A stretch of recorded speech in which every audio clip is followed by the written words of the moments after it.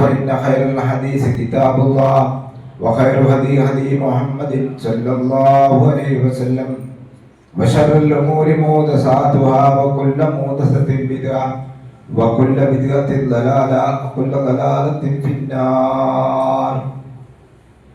أيها الناس اتقوا الله حق تقاته ولا تموتن إلا وأنتم مسلمون.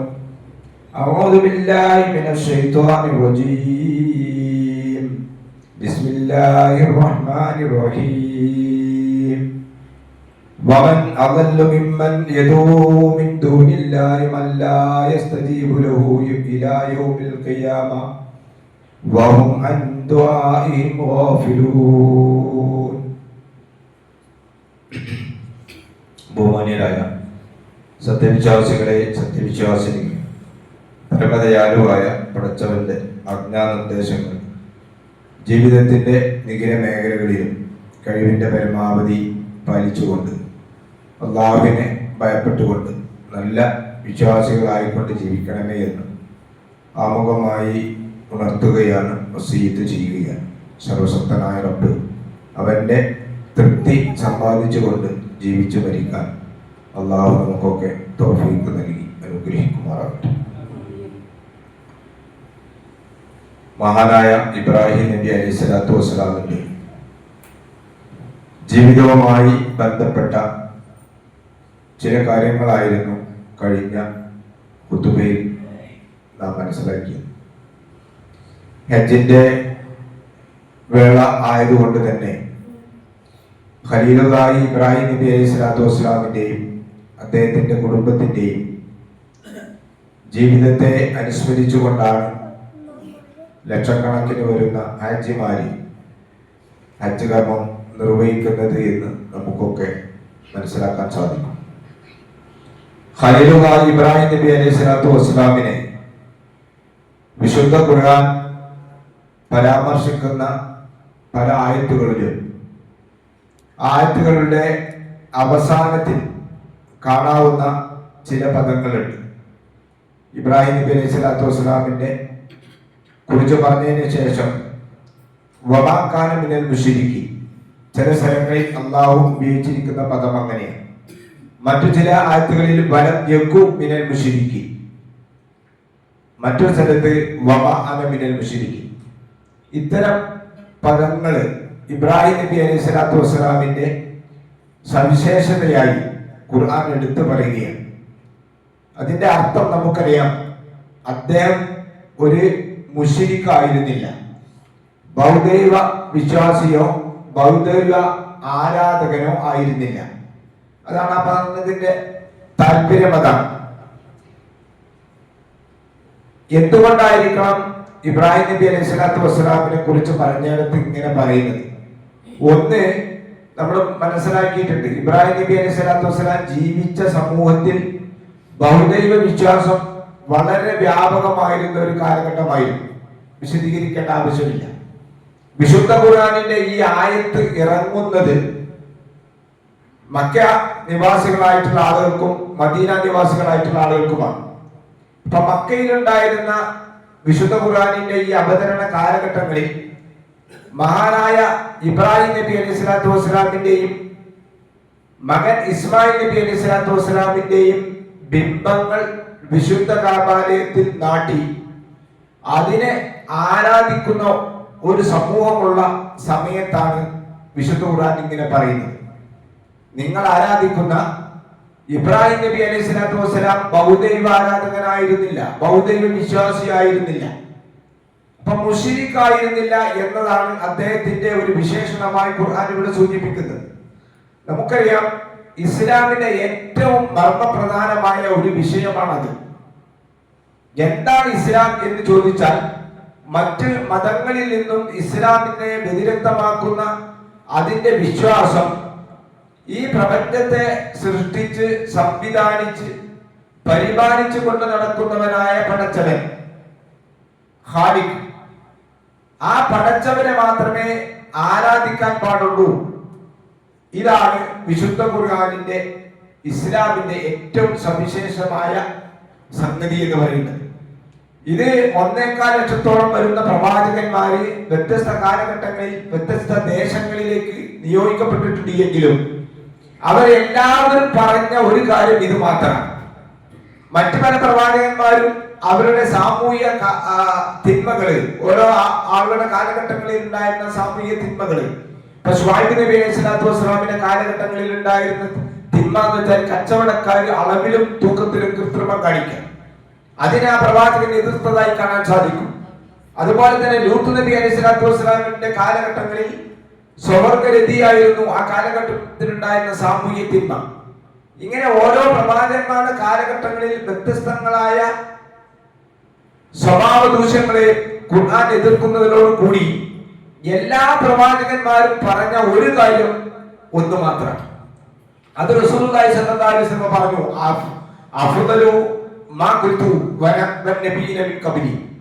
ഞാനും എനിക്ക് മുമ്പ് കഴിഞ്ഞു പോയ പ്രവാചകന്മാരും പറഞ്ഞത് അതിൽ ഏറ്റവും ശ്രേഷ്ഠകരമായ ഒരു കാര്യമാണ്. അത് ഖൗലു ലാ ഇലാഹ ഇല്ലല്ലാഹ്. ലാ ഇലാഹ ഇല്ലല്ലാഹ്, ലാ ഇലാഹ ഇല്ലല്ലാഹ്. ലാ ഇലാഹ ഇല്ലല്ലാഹ് ആദ്യം നിഷേധിച്ചുകൊണ്ടാണ് ആ കെലിമത്ത് തന്നെ തുടങ്ങുന്നത്.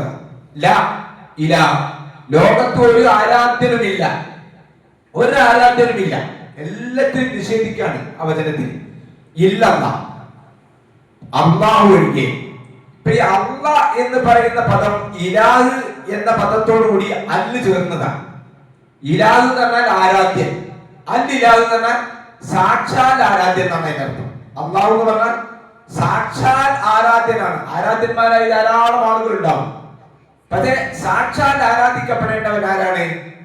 അല്ലാഹു മാത്രമാണ്. ആ അല്ലാഹുവിനെ മാത്രം ആരാധിക്കുക എന്നുള്ളതാണ് ഇസ്ലാമിന്റെ ഏറ്റവും മർമ്മപ്രധാനമായ സംഗതി. അതില്ലെങ്കിൽ പിന്നെ ഇസ്ലാം ഇല്ല.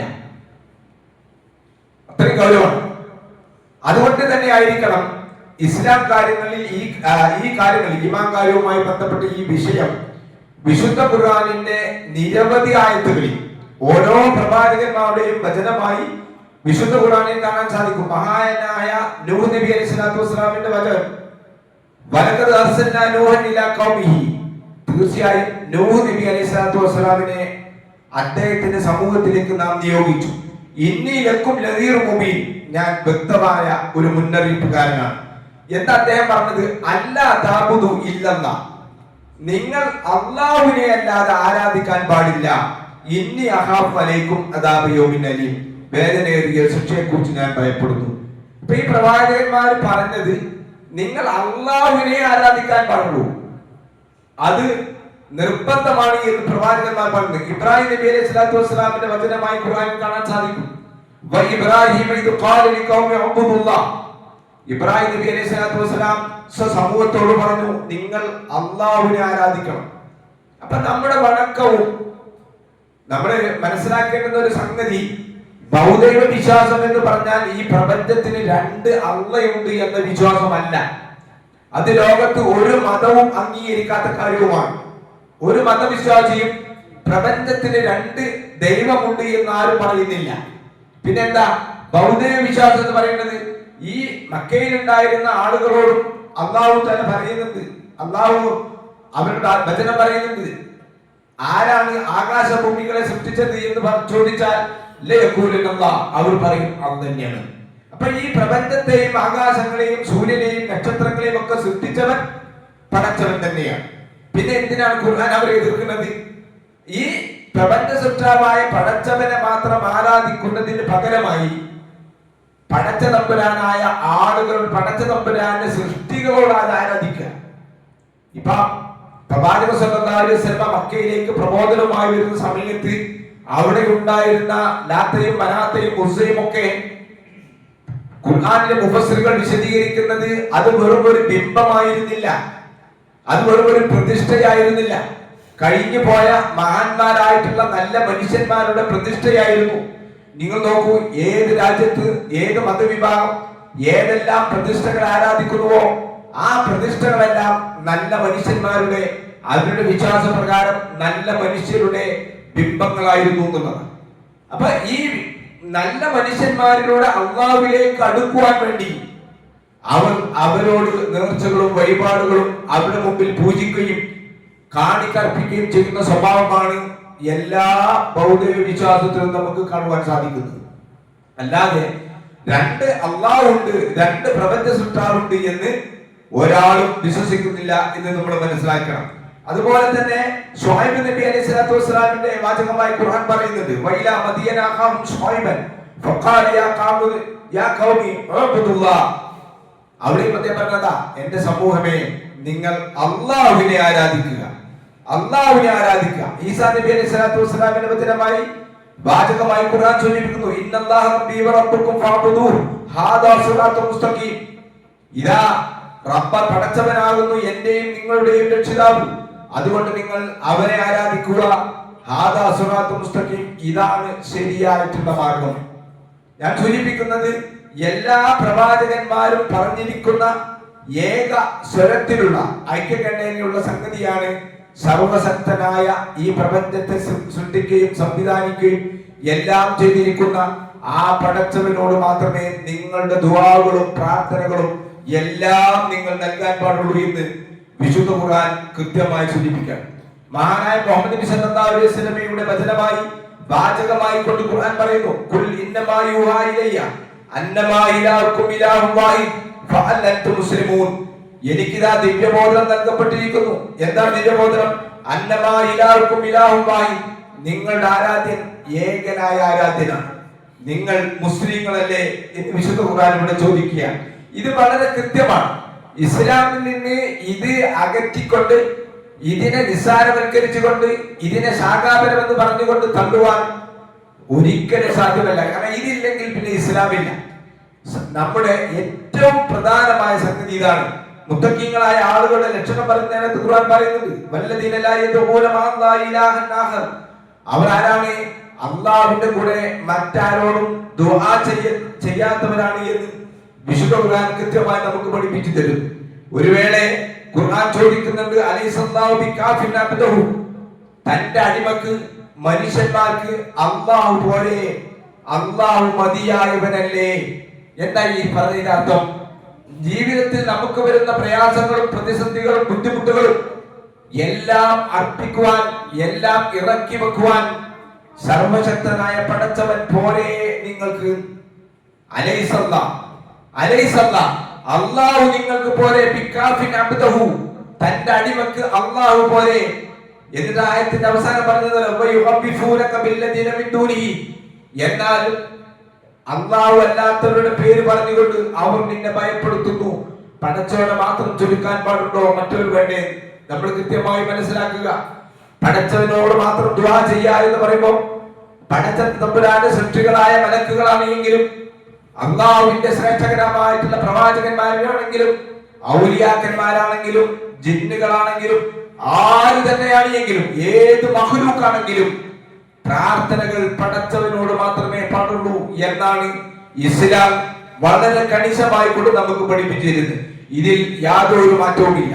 ഖുർആൻ ഒരു വേള സൂറത്ത് അഹ്ഖാഫിൽ ചോദിക്കുകയാണ്, സർവശക്തനായ പടച്ചവനല്ലാത്ത വേറെ ഏതൊരു സൃഷ്ടിയോട് നിങ്ങൾ ചോദിക്കുന്നതും അതിനേക്കാൾ ഒരു മനുഷ്യൻ ചെയ്യുന്ന ഏറ്റവും വലിയ തെറ്റുകൾ വേറെയുണ്ടോ? വമൻ അളല്ലു മിമ്മൻ യദൂ മിൻ ദൂനില്ലാഹ്, അല്ലാഹുവിന് പുറമെ നിങ്ങൾ വിളിച്ചു പ്രാർത്ഥിക്കുന്നവരെക്കാൾ വഴികെട്ടവനാരും. മല്ലാ യസ്തജീബു ലഹു ഇലാ യൗമിൽ ഖിയാമ, ഖിയാമത്ത് നാൾ വരേക്കും നിങ്ങൾക്ക് പ്രാർത്ഥനയ്ക്ക് ഉത്തരം നൽകാത്തവരെ നിങ്ങൾ വിളിച്ചു പ്രാർത്ഥിക്കുന്നവരെക്കാൾ വഴി പിഴച്ചവനാരുണ്ട്. വഹും അൻ ദുആഇഹി ഗാഫിലൂൻ. പടച്ചവനല്ലാത്ത ഏത് ശക്തികളോടാണോ ആളുകൾ വിളിച്ചു പ്രാർത്ഥിക്കുന്നത്, അവരാകട്ടെ ഇവരുടെ പ്രാർത്ഥനയെ കുറിച്ച് അശ്രദ്ധരാണ് താനും, ഇവരത് കേൾക്കുന്നില്ല. ഖുർആൻ കൃത്യമായി നമുക്ക് പഠിപ്പിച്ചില്ല. വേറൊരു ആയത്തിൽ സൂറത്ത് ഫാത്തിറിൽ അല്ലാഹു കൂടി പറഞ്ഞു, വൈതദൂൻ ലാ യസ്മഉ ദുആഅക്കും, നിങ്ങൾ അവരോട് പ്രാർത്ഥിക്കുകയാണെങ്കിൽ നിങ്ങൾ അവരുടെ പ്രാർത്ഥന ആ വിളിച്ചു പ്രാർത്ഥിക്കുന്നവർ കേൾക്കുകയില്ല. ഇനി അവർ കേട്ടു എന്ന് തന്നെ വിചാരിക്കുക, എന്നാൽ മസ്തജാബൂലക്കും, അവർ നിങ്ങളുടെ പ്രാർത്ഥനയ്ക്ക് ഉത്തരം നൽകുകയില്ല. മാത്രവുമല്ല നിങ്ങൾ പടച്ച തമ്പുരാനല്ലാത്തവരോട് ദുആ ചെയ്തല്ലോ, ആ ദുആ ശിർക്കായിക്കൊണ്ട് പടച്ച തമ്പുരാൻ ഖിയാമത്ത് നാളിൽ രേഖപ്പെടുത്തും. ഇത്ര സൂക്ഷ്മമായി നിങ്ങൾക്ക് പറഞ്ഞു തരുവാൻ പടച്ച തമ്പുരാനല്ലാതെ മറ്റാരുമില്ല. വളരെ കൃത്യമാണ്, വളരെ കൃത്യമാണ് അള്ളാഹു നമുക്ക് പഠിപ്പിച്ചു തരുന്നത്. കാരണം പടച്ചവന് ഇതിനേക്കാൾ ദേഷ്യമുള്ള ഒരു കാര്യമില്ല. ഇതാണ് റസൂൽ സല്ലല്ലാഹു അലൈഹി വസല്ലം ഒരിക്കൽ പറഞ്ഞു, അയ്യിദ്ദബ്യാഗം, ഏറ്റവും വലിയ തെറ്റാണ് എന്താണ് നിങ്ങൾക്കറിയോ? ഒരു മനുഷ്യൻ ചെയ്യുന്ന ഏറ്റവും വലിയ തെറ്റ് വ്യഭിചാരം തെറ്റാണ്, കള്ളുകുടി തെറ്റാണ്, ചൂതാട്ടം തെറ്റാണ്, മനുമനുഷ്യനെ കൊല്ലല് തെറ്റാണ്. എന്നാൽ അള്ളാഹുവിന്റെ റസൂല് ഏറ്റവും വലിയ പാതകമായി ഒരു മനുഷ്യൻ ചെയ്യുന്ന ഏറ്റവും വലിയ തെറ്റായി രേഖപ്പെടുത്തിയിരിക്കുന്നത് നിന്നെ സൃഷ്ടിച്ച് സംവിധാനിച്ചിരിക്കുന്ന ഈ പടച്ചവന് നീ സമന്മാരെ ഉണ്ടാക്കലാണ്. പടച്ച തമ്പുരാനല്ലാത്തവരോട് നമ്മുടെ പ്രാർത്ഥനയും നമ്മുടെ നേർച്ചകളും നമ്മുടെ വഴിപാടുകളും നമ്മുടെ ദുആകളും നമ്മുടെ സങ്കടങ്ങളും നമ്മുടെ വിഷമങ്ങളും നമ്മുടെ ഇടങ്ങേറുകളും എല്ലാം പടച്ച തമ്പുരാനോട് അല്ലാത്തവരോട് അർപ്പിക്കലാകുന്നു ശിർക്ക് എന്ന് വിശുദ്ധ ഖുർആൻ നമുക്ക് കൃത്യമായി പഠിപ്പിച്ചിരുന്നു.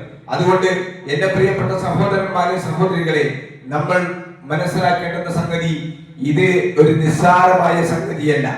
വളരെ വളരെ വളരെ ഗൗരവപരമായിട്ടുള്ള ഒരു സംഗതിയായിക്കൊണ്ടാണ് വിശുദ്ധ ഖുർആൻ നമുക്ക് പഠിപ്പിച്ചിരിക്കുന്നത്. മാത്രവുമല്ല വിശുദ്ധ ഖുർആൻ പറയുന്നുണ്ട്, ശിർക്ക് ചെയ്ത് മരിച്ചുപോയ മനുഷ്യന് അവൻ പാപമോചനം തേടിയിട്ടില്ല എങ്കിൽ അവന് സ്വർഗം അല്ലാഹു തആല ഹറാമാക്കുന്ന വേറെ ഒരു കുറ്റത്തിനെ കുറിച്ച് അങ്ങനെ പറഞ്ഞിട്ടില്ല. ഒരാൾ വ്യഭിചരിച്ചു ജയിക്കാം, പടച്ചോൻ പുറത്തു തരും, അയാൾക്ക് സ്വർഗം ഹറാമല്ല. ഒരാൾ മദ്യപിച്ചു എന്ന് വിചാരിക്കാം, അയാൾ അങ്ങനെ മരിച്ചുപോയി, എന്നാലും അയാൾക്ക് സ്വർഗം ഹറാമാണ് എന്നല്ല പറഞ്ഞിട്ടില്ല. അല്ല സ്വർഗം ഹറാമാണ് എന്ന് പറഞ്ഞിരിക്കുന്ന ഒരു വിഷയം അല്ലാഹുവിൽ പങ്കു ചേർക്കലാണ്. വഖാലൽ മസീഹു യാ ബനി ഇസ്രായീൽ, മസീഹ് ഈസാ നബി അലൈഹി സ്വലാത്തു വസ്സലാം ബനു ഇസ്രായേലിനെ വിളിച്ചുകൊണ്ട് പറയാണ്, ഉഅ്ബുദുല്ലാഹ്, നിങ്ങൾ അല്ലാഹുവിനെ ആരാധിക്കണം. റബ്ബി റബ്ബക്കും, എന്റെയും നിങ്ങളുടെയും രക്ഷിതാവായ പടച്ചവനെ. ഇന്നഹു മൻ യുശ്രികു ബില്ലാഹ്, തീർച്ചയായും അല്ലാഹുവിൽ ആരെങ്കിലും പങ്കു ചേർക്കുകയാണെങ്കിൽ ഫഖദ് ഹറമല്ലാഹു അലൈഹിൽ ജന്ന, സ്വർഗ്ഗം അവർക്ക് നിഷിദ്ധമാണെന്നാണ്. നോക്കണം, നിങ്ങൾ ശിർക്ക് ചെയ്ത് പശ്ചാത്തപിക്കാതെയാണ് മരിച്ചു പോകുന്നതെങ്കിൽ ആ മനുഷ്യന് സ്വർഗ്ഗം ഹറാമാണ് എന്ന് വിശുദ്ധ ഖുർആനാണ് പറയുന്നത്. അവന്റെ നരകമാണ് അവന്റെ സങ്കേതം. അക്രമികളായ ആളുകൾക്ക് യാതൊരു സഹായികളും ഉണ്ടാവില്ല. അത്രയും ഗൗരവപരമായ ഒരു കാര്യമാണ്. അതുകൊണ്ടാണ് ഇബ്രാഹിം നബി അലൈഹി സ്വലാത്തു വസ്സലാമിനെ കുറിച്ച് പറഞ്ഞിടത്തൊക്കെ അധിക ആയത്തുകളിലും അദ്ദേഹം ബൗദ്ധ വിശ്വാസിയായിരുന്നു. നമുക്ക് പറയാൻ കഴിയണം, നമ്മൾ നമ്മുടെ പ്രാരംഭ പ്രാർത്ഥനയിൽ നിസ്കരിക്കുന്ന സമയത്തുള്ള പ്രാരംഭ പ്രാർത്ഥന ബച്ചതുൽ നമ്മൾ പറയുന്നുണ്ടല്ലോ, നമ്മൾ അള്ളാഹിനോട് നെഞ്ഞത്ത് കൈയ്യച്ചുകൊണ്ട് നമ്മൾ പ്രതിജ്ഞ ചെയ്യാണ്. എന്താ പ്രതിജ്ഞ? ബച്ചതുൽ പറയുന്നത്, റബ്ബേ ഞാൻ ഞാൻ ശിർക്ക് ചെയ്യുന്നവരിൽ പെട്ടവനല്ല. ഇത് മനസ്സിലാക്കിയ, അതിന്റെ ആശയം മനസ്സിലാക്കിയ ഒരു മനുഷ്യന് എങ്ങനെയാണ് പടച്ച തമ്പുരാനല്ലാത്ത ആളുകളിലേക്ക് പോകാൻ സാധിക്കുക? ഇത് പടച്ച തമ്പുരാനോട് നടത്തുന്ന പ്രതിജ്ഞയ്ക്ക് വിരുദ്ധമാണ്.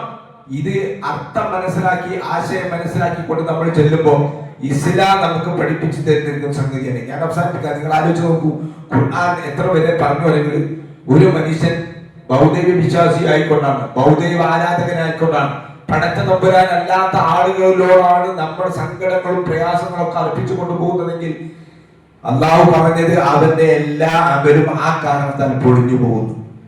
നല്ലോ നിസ്കരിച്ചിട്ടുണ്ടാവും, നമ്മൾ കൃത്യമായി മനസ്സിലാക്കിക്കൂടി. നല്ലോ നമസ്കരിച്ചിട്ടുണ്ടാവും, ഹജ്ജ് ചെയ്തിട്ടുണ്ടാവും, നോമ്പ് അനുഷ്ഠിച്ചിട്ടുണ്ടാവും, സക്കാത്ത് കൊടുത്തിട്ടുണ്ടാവും, പുണ്യകർമ്മങ്ങൾ ചെയ്തിട്ടുണ്ടാവും, ബലി അർപ്പിച്ചിട്ടുണ്ടാവും, ഉംറ ചെയ്തിട്ടുണ്ടാവും, എല്ലാം ഒരു മനുഷ്യൻ നിർവഹിച്ചിട്ടുണ്ടാവും. പക്ഷേ അവന്റെ ജീവിതത്തിൽ വിശ്വാസത്തിന് പുഴുക്കേട് സംഭവിച്ചിട്ടുണ്ട് എങ്കിൽ പടച്ച തമ്പുരാനല്ലാത്തവരോട് അവന്റെ സങ്കടങ്ങളും പ്രയാസങ്ങളും അവൻ അർപ്പിച്ചിട്ടുണ്ട് എങ്കിൽ അവന്റെ എല്ലാ അമലുകളും പൊളിഞ്ഞു പോകും. മഹാനായ പ്രവാചകൻ റസൂലുള്ളാഹി സ്വല്ലല്ലാഹു അലൈഹി വസല്ലമയോട് സംബോധന ചെയ്തുകൊണ്ട് പറയാണ്, തീർച്ചയായും തീർച്ചയായും പ്രവാചക, താങ്കൾക്ക് നാം വഴി നൽകുകയാണ്. താങ്കൾക്ക് നാം വഴി നൽകുകയാണ്. താങ്കൾക്ക് മാത്രമല്ല, താങ്കളുടെ മുമ്പ് കഴിഞ്ഞു പോയ മുഴുവൻ പ്രവാചകന്മാർക്കും ഞാൻ വഴി നൽകുകയാണ്, സന്ദേശം നൽകുകയാണ്. എന്താ സന്ദേശം? Line അശ്റക്ത, line അശ്റക്ത. ആയത്തൊന്ന് വീട്ടിൽ പോയിട്ട് അതിന്റെ തഫ്സീർ ഒന്ന് വായിച്ചു നോക്കണം. ലൈൻ അശ്റക്ത, നബിയെ അശ്റക്ത എന്ന നബിയോടാണ്, നബിയോടെ പറഞ്ഞ നബിയെ പ്രവർത്തനത്തിൽ വിശ്വാസത്തിൽ അള്ളാഹുവിൽ പങ്കു ചേർക്കുകയാണെങ്കിൽ താങ്കളുടെ പ്രവർത്തനങ്ങളെല്ലാം പൊളിഞ്ഞു പോകും. നിസ്കാരം കൊണ്ട് കാര്യം ഉണ്ടാവില്ല, നോമ്പ് കൊണ്ട് കാര്യം ഉണ്ടാവില്ല, സക്കാത്ത് കൊണ്ട് കാര്യം ഉണ്ടാവില്ല, ഒരു അമല് കൊണ്ടും കാര്യം ഉണ്ടാവില്ല. കാരണം എന്താ? അവൻ പടച്ചവനിൽ പങ്കു ചേർത്തവനാണ്. പടച്ചവനിൽ പങ്കു ചേർത്തവനാണെങ്കിൽ അവന്റെ ബുദ്ധിമുട്ട് വന്നപ്പോൾ, സങ്കടം വന്നപ്പോൾ, അവന്റെ കുടുംബത്തിൽ ഒരു പ്രയാസം ഉണ്ടായപ്പോ അവൻ പടച്ചവനിൽ നിന്നും വഴിമാറി സൃഷ്ടികളോട് അവന്റെ സങ്കടങ്ങൾ പറഞ്ഞവനാണ്. അതുകൊണ്ട് തന്നെ അവന്റെ അമലുകൾ പൊളിഞ്ഞു പോകുമെന്ന് നബി സല്ലല്ലാഹു അലൈഹി വസല്ലമയോട് പറയാണ്. നാളെ പരലോകത്തിൽ നഷ്ടകാരികളുടെ കൂട്ടത്തിൽ പെടുകയും. അതുകൊണ്ടാണ് ഇത്രയും ഗൗരവത്തിൽ ഈ വിഷയം ഓർമ്മപ്പെടുത്തുന്നത്. ഇത് നമ്മളെ വളർന്നു വരുന്ന കുട്ടികളൊക്കെ കൃത്യമായി എല്ലാം സമമാണ് എന്ന് ചിന്ത നമ്മളിൽ ഉണ്ടാകാൻ പാടില്ല. സമമല്ല. ഇസ്ലാമിന്റെ കണിശമായ കാഴ്ചപ്പാട് ലാ ഇലാഹ ഇല്ലല്ലാഹ്, ലാ ഇലാഹ, ലോകത്തൊരു ആരാധ്യനുമില്ല ഇല്ലല്ലാഹ്, അല്ലാഹുവിനെ. ഇപ്പൊ നമ്മൾ നമ്മുടെ പ്രാർത്ഥനകളും നേർച്ചകളും വഴിപാടുകളും സങ്കടങ്ങളും ബുദ്ധിമുട്ടുകളും എല്ലാം അർപ്പിക്കേണ്ടത് റബ്ബിനോടാണ്. റബ്ബിനോടുള്ള ദുആയെ വിശുദ്ധ ഖുർആനിൽ കാണുകയുള്ളൂ. നിങ്ങൾ വിശുദ്ധ ഖുർആൻ ഭൂതക്കണ്ണാടി വെച്ചുകൊണ്ട് നിങ്ങൾ നോക്കുക. പ്രവാചകന്മാരുടെ പ്രാർത്ഥനകൾ, വിശ്വാസികളുടെ പ്രാർത്ഥനകൾ എല്ലാം ഖുർആനിൽ എടുത്തു പറയുന്നുണ്ട്. ഏതെങ്കിലും ഒരു പ്രാർത്ഥനയുടെ ഒരു ചെറിയ തുണ്ടം റബ്ബിലേക്കല്ലാത്തവരിലേക്ക് തിരിയുന്നത് ഖുർആനിൽ നമുക്ക് കാണാൻ സാധിക്കൂല. സഹോദരന്മാരെ, ഇത് ഇസ്ലാമിന്റെ മർമ്മ. എത്രയോ ജീവിതത്തിൽ നമ്മൾ എത്ര പ്രാർത്ഥനകളാണ് ഓരോ ദിവസം ചൊല്ലിക്കൊണ്ടിരിക്കുന്നത്. എത്ര പ്രാർത്ഥനകളാ! എണീക്കുന്നത് മുതൽ രാത്രി നമ്മൾ കിടക്കുന്നത് വരെ പ്രാർത്ഥനകളുണ്ട്. ആ പ്രാർത്ഥനകളിൽ എവിടെയെങ്കിലും റബ്ബല്ലാത്തവരോട് അല്ലാഹുമ്മ എന്ന് പറയാതെ, റബ്ബി എന്ന് പറയാത്ത ഒരു പ്രാർത്ഥന പ്രവാചകൻ സ്വല്ലല്ലാഹു അലൈഹി വസല്ലം നമുക്ക് പഠിപ്പിച്ചിട്ടില്ല.